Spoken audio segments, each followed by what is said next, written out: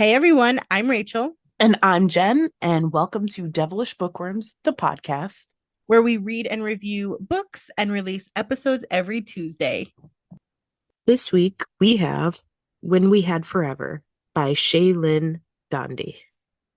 Yay! When Mina married Michael Drake, she thought she would spend the rest of her life with her soulmate.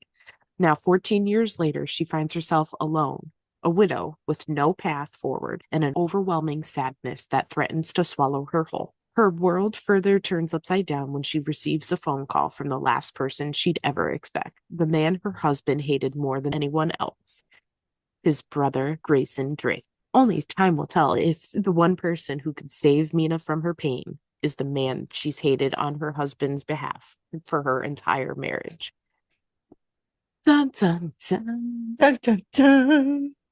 In this book, there will be discussions of grief and loss and depression.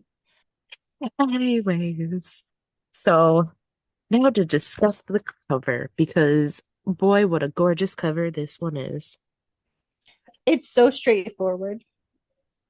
It really is, but it's so pretty though. Because it's Mm-hmm. like the lettering of the words looks like it's fading away into the night sky, which is really freaking pretty. And also has a, Foreshadowing. yes, I was just gonna say has a deeper meaning. Love it. Um, I don't even remember which of us wanted to read this book, but I'm so glad we did. It was you that suggested it. I will Oh give you man, all the fucking credit. I picked good books. Dude, you've picked some bangers. Like this one. Ugh. I will say that there was one point in this book. I'm not going to explain it further later on, so I'll just say it now. There was one point in this book where I was like, if XYZ doesn't happen, I'm throwing this book through the window. Do you remember the part where I text you saying this book might make me cry? Didn't you post on Threads that this book did make you cry? Maybe just a little, okay?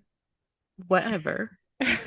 So the way this book was written is really cool because it's obviously done in chapters, but the chapters aren't numbered. It's we meet Mina and she is dealing with the aftermath of her husband's death. He died in a car accident.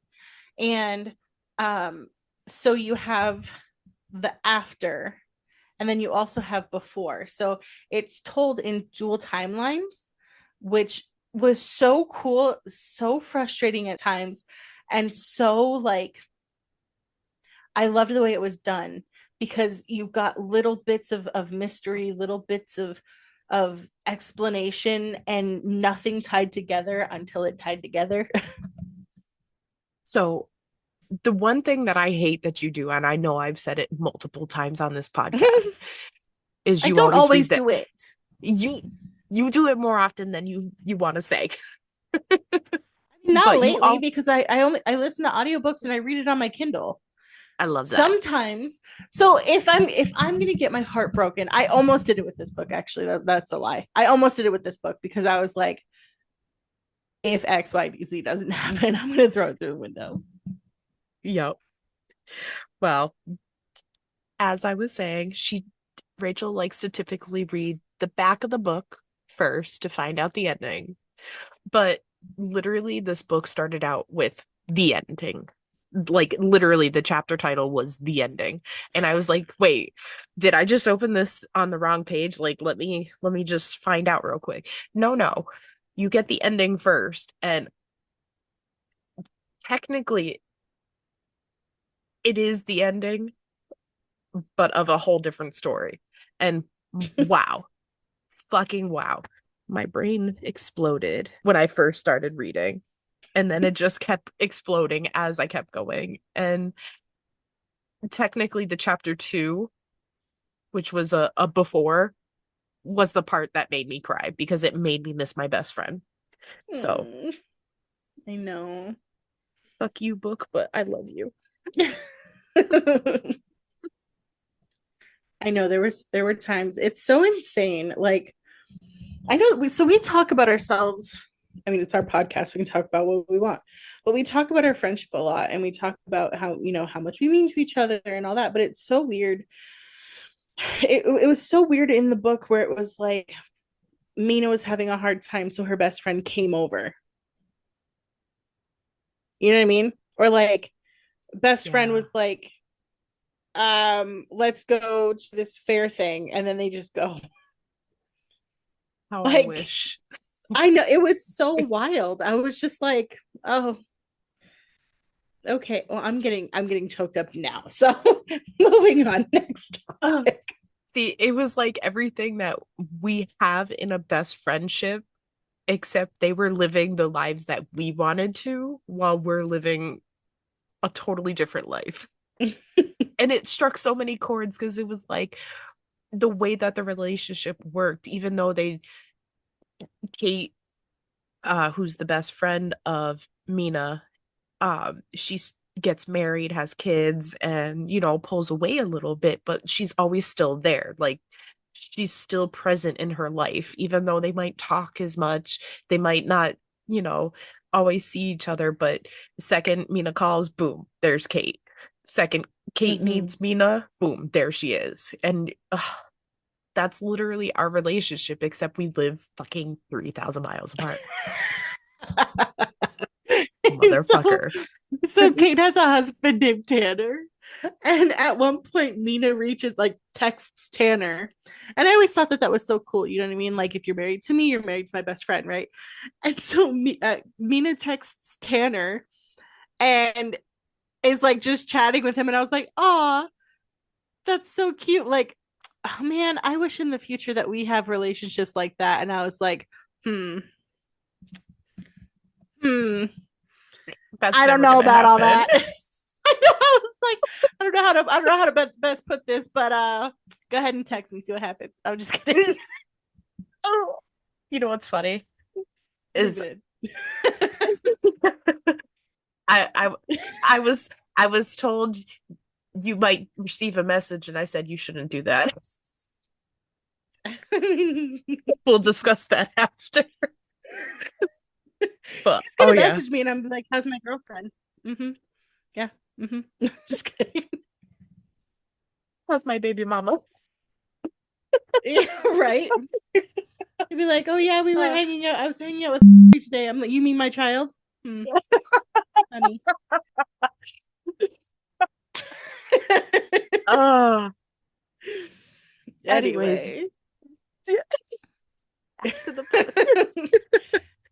So yeah, so Mina's husband dies, and he was a big architect, and so they're very wealthy. She's an author, and when he passes away, she kind of there's one point where she says that she has enough money where she could just retire if she wants to. Um, but she doesn't, because she's the kind of person that wants to work. Like, she has her own dreams, she has her own ambitions. One of the things that I loved about her, so much just happened in my head. One of the things that I loved about her the most was that she goes to nature to feel better. And it's a constant theme about how, she wants adventure and she wants to travel and she wants to be in nature. And like, even to the most base level of like, I'm feeling sad, I can't handle my life, I need to go to the woods. I Ugh. loved it. Yes, and I love that the author actually put in the fact that it's actually there's a Japanese terminology for it. I won't say it because I will mispronounce it, but it literally You'll means butcher it. like yeah, it means like forest bathing. And honestly, I love the thought of that because when I need to zero out and I need to get out of this house, I actually go to two different places. I have um a place that I can actually hike in the woods, and I've actually seen deer in there, and it's just really peaceful. It's a little brook area, and it's just literally perfect because I know I can actually find my way out of the woods and not get lost. And then on top of that, it's like it's just really comforting. But then there's another place where it's got multiple waterfalls and it's just but it's a whole different level of hiking. I love that. Some days I want to go up an 80-degree incline, some days I don't. But it feels so great just being out there to zero out. So, Absolutely. yeah. I used to have when I lived in Mass, we had a huge yard with beautiful trees and planters and stuff. And then there was a little brook next door. Not a brook. It was like a little is it a creek? Pond? Pond. Yeah, like a little pond. Um, but anyway, we could go out there, but also we had woods surrounding us, and we would go just out to the woods. And then in California, when I lived there, we had a lake, and there was this Mm, quiet little dock right next to my grandparents' house, and yeah. I would go out there and I would just sit on the lake, and it was the most stunning thing because the sky and the water was just one. And so you had I would sit on the dock, and you'd have the dock moving and then the water splashing, and then you'd look at, and the earth and the sky were one thing. Oh, it was so pretty. Nevada's from the devil. Well, one night when I was out uh at your grandparents', I actually took a walk one night and I ended up at the lake and it was literally so peaceful out there. So, Really? yeah. I love Then I that. That lake was so cool. It really was. And then I came back and I laid just in the driveway. Like literally just laid down in the driveway looking Yeah, up. And it, there was something about that house in that area that just was, it literally made it seem so magical. Like the sky was so fucking pretty. Ah, 100%. That whole area, the town itself was kind of garbage, but for some reason, that house, that yard, that I totally get it laying in the driveway. I did it too, and then taking that little walk, down to yep. the anyway, nature is wonderful, and we should have adventures. And I also want to go to Greece.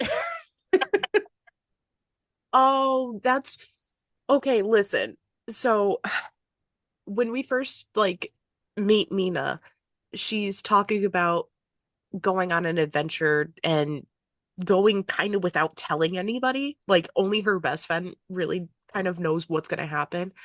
And she wants to go to Greece because her mother was against her traveling outside of the country, period. Like she really forbid it. And this was Mina's one chance to escape and go do something that she wanted on an adventure that she wanted in a country she wanted. And lo and behold, it takes one person to fuck it all up. But at the same time, like the way that the turn took, the way that her first outing of the country happened made my heart like swell with hope for her. Mhm. And then things kind of just like went like so far left that I was like, wait, what's happening? No, stop. No, don't do this to me. Like this, the befores and afters really sent me on a fucking roller coaster ride. Like I didn't know whether I was coming or going or if I was gonna really enjoy this book or not. Because I was like, I felt like she was. I think this is just coming from me, like being as independent as I am. Like she gave up everything. Like she stopped everything that she wanted and hoped for someone else. And that's such a fucking tough thing to do. There, yeah, one of the biggest themes in this book is the idea of how much of yourself do you lose when you go into a relationship, and what are you willing to give up for someone. And so I there were times when I was like, yeah, no, that's totally understandable. And then there were some times where I was like, oh my God, oh my God, she should have looked out for herself. She should have done what she wanted to do. She should have. Um, I've gotten lost in relationships, and that's part of the reason why I'm currently not in one. It's awful. It's awful. That idea of it's not a me anymore, it's a we. Like, yes, of course, you need to make Hmm. sacrifices. You need to be a part of a team. A team, god damn it. Um, like, but I've been that person who literally gave up everything to the person that I was with, and man, To have those moments back. yeah, it's garbage. Don't do that. I have a question for you.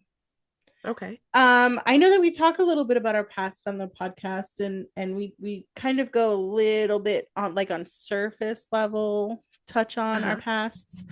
Um, I have a big fear of, because it's happened before, of when you meet someone and everything is wonderful, and then all of a sudden a switch is flipped and then they're completely different. Uh-huh. And so with me, whenever I see a little bit of the first time something happens, like the first time he tells her to go for a run because he doesn't want to deal with her emotions, or the first time he thought about um or completely ignored what she was saying, or little things like Mm. that. The second I see the first time, I'm like, oh god, and my heart drops and I start to now Panic. Yeah. with you and your situation in your past, because I never got married. Yeah. You did. Yeah. Was this hard to read for you? So yes, it was because Yeah. I sat there getting angry over the fact of her giving up so much of herself, so much of her identity, appeasing him at every turn. When he says no to a dog, or no, that we can't go on vacation, or we're gonna do this because it's better for us in the long term, but it's really something that she doesn't want. And I sat there and thought back to all the times that I made those same decisions, that I said, no, I don't need to talk to this person, that person, that person. I don't need to go here. Mm-hmm. I don't need to go hang out with my friends. I don't need to um worry about anything. Like, I put up with so much shit that when I was reading it, I'm getting pissed off at her for not seeing it. And I Mm-hmm. even text you at certain points where I was like, how is she doing this? Like, how is this happening right now? Like, I was getting so upset at what he was saying, especially that go, why don't you go for a run? How about you Why fuck don't you go off? fuck yourself? Yeah.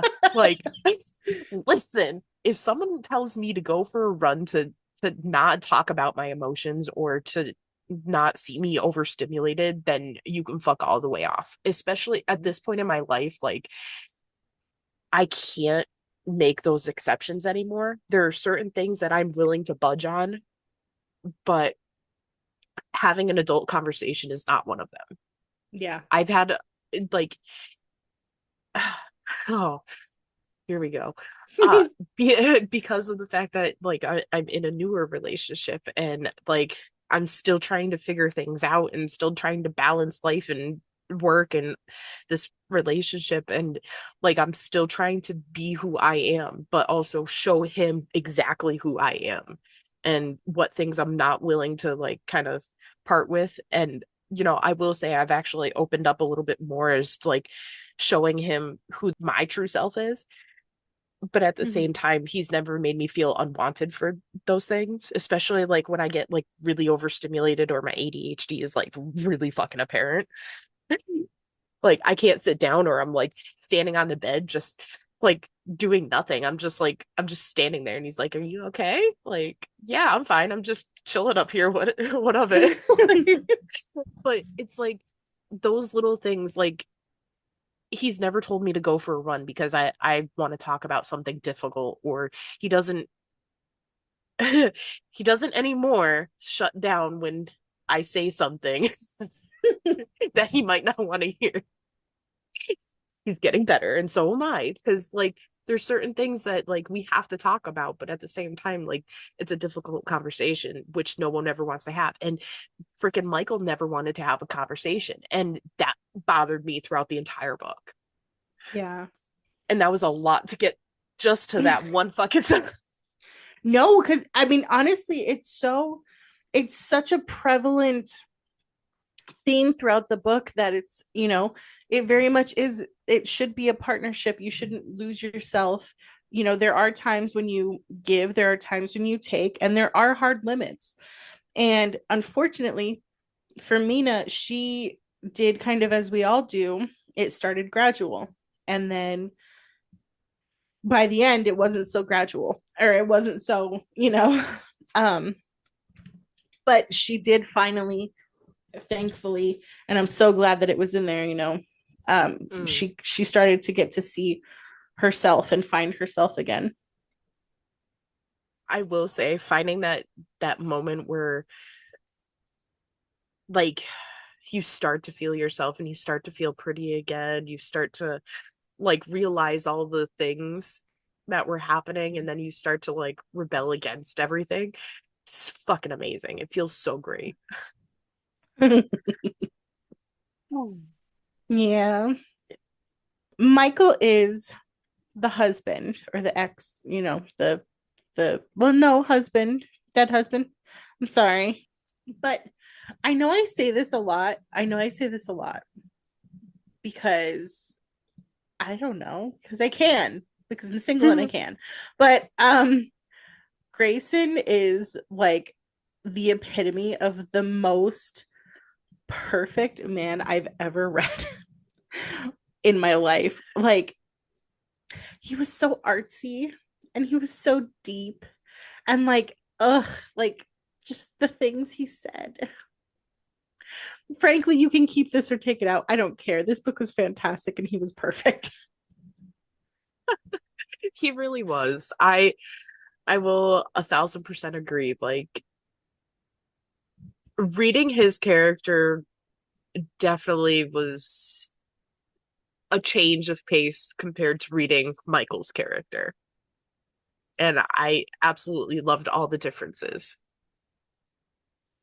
Yeah. That's all I'll say. I don't know how I can keep it more I straightforward don't than that. know. I have something to say that is off Okay. the topic of Grayson, but there was one line in here that I literally thought of you, and I really think that it fits you perfectly. It He don't fits me perfectly. oh gosh.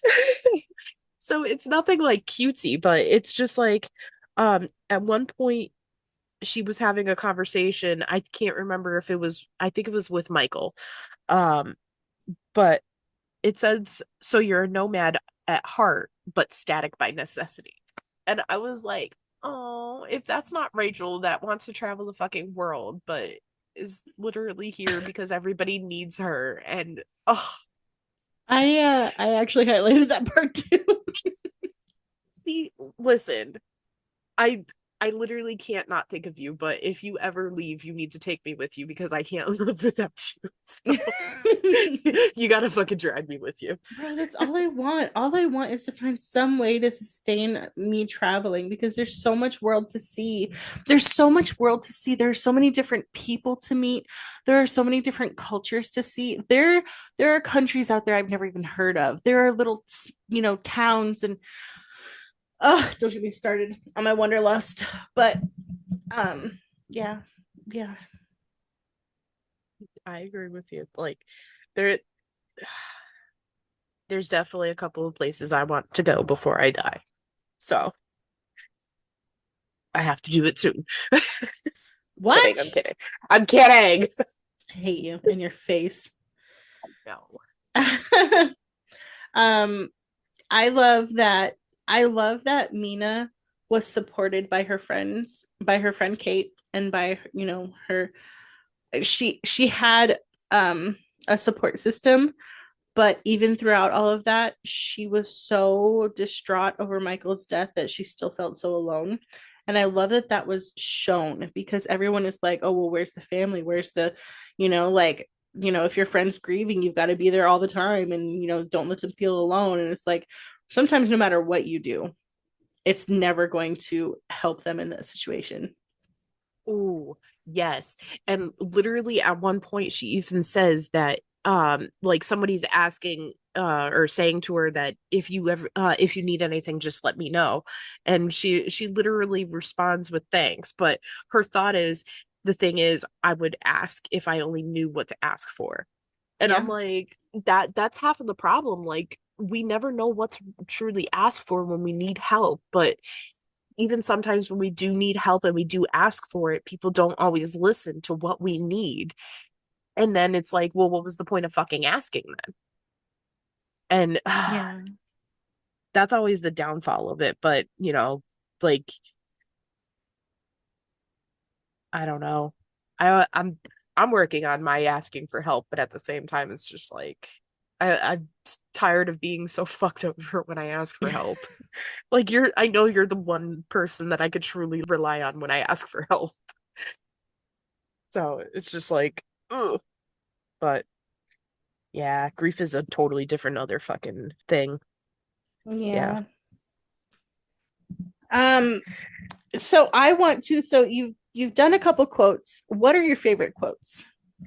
Listen, I Because I have way feel too like many. that's, dude, I know. I feel like that's like the best way that we can talk about the book is through the book because the book was so good. Like, honestly, I honestly don't even know which to choose from because hold on. Literally, I had 46 highlights in this book. Wow. 13 of them were favorite quotes. So that's why I'm like, I have too many. Um, but I will say, I think one of my favorites is uh ooh, I think it was his yeah, it was Kate talking, and she goes, "It's not him. It's just that as a wife and as a mother, you just give and you give and you give to your husband, your kids. They never see that you're always pouring yourself out to keep them afloat because to them, it's normal, business as usual. All that effort is invisible to them, and in a way, it makes you invisible too. But Mina, to that guy, you're not invisible. Oh my God, you're all he freaking sees. And I can't tell you what I wouldn't give to be noticed by someone, to be that significant." And I'm just like, bitch, like, Mm. how to feel seen without feeling seen.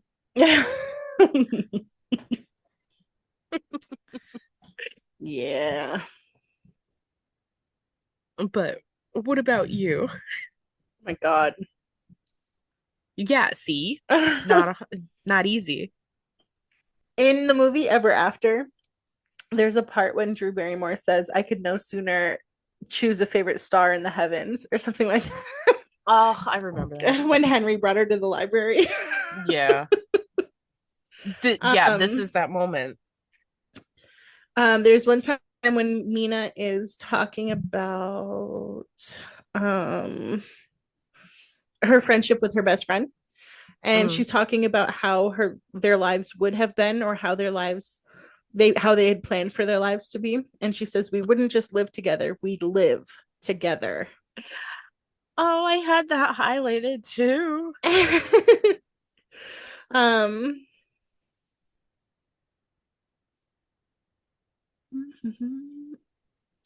it's but really when you walked by me yesterday it was like I don't know, something I've never felt before. This tingle started in my head and then went down through my chest. It was almost like I recognized you, or like I'd been terrified about your safety for a long time, then saw you walking down the street perfectly fine. It was that sense of relief, almost the kind that goes so deep it's like your bones sigh. Seeing you was this overwhelming experience that had nothing to do with what I was looking at. It was disturbingly powerful, actually, arresting. Mm. I had that one too. There's Ugh, so many.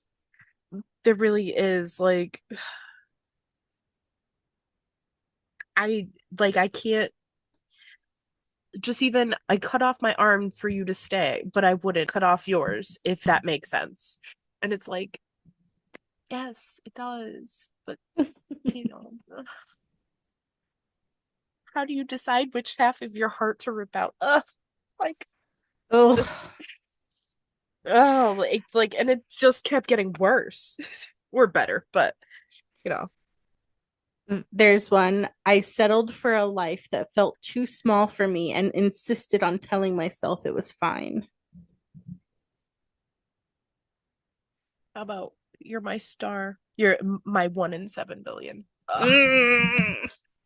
Like, Oh God. does I this could not go tell you? on. Yeah, like, does this not tell you how good this book was? Like, there's so many. Favorite character.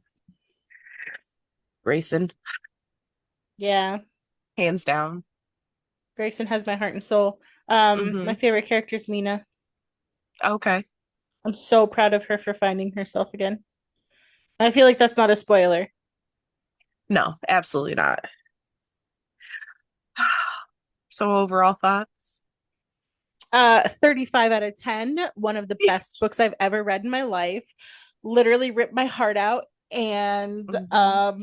I'm going to suggest it to everyone I ever talk to ever, even if they don't read. Yeah. Listen, this is gonna be one of those ones that I need a physical copy of this book. Like, Oh, no, if 100%. yeah, like this book is gonna be filled with teardrops, like smearing all the ink. Like it. Not the schmear.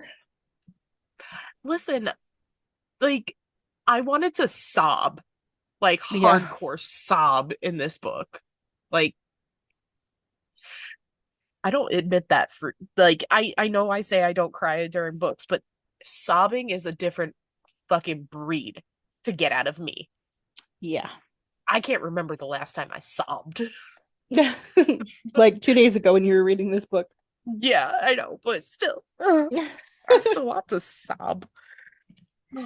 So, When We Had Forever was written by Shaylin Ghandi. You can find links to her socials, bonus content, and links to her other books on her website, shaylingandhi.com, ShaylinGandhi.com. And there's one that she has. Oh, God. Hold on. There's one that she has that I really, really want to read next. Well, not next, but like what is it called? Was it once charmed, twice cursed? Tell me that doesn't sound lovely. Um, Jen, what are we reading next week? Next, we are reading The Book of Azrael by Amber Nicole. Amber And Nicole, one of our friends. yes, I can't wait. Yeah. Thank you so much for listening to another episode of Devilish Bookworms. If you want to chat with us, be sure to check us out on Threads, Instagram, Facebook, and TikTok. You can also find our podcast on YouTube and wherever else you listen to podcasts. We will see you next week. Bye. Bye.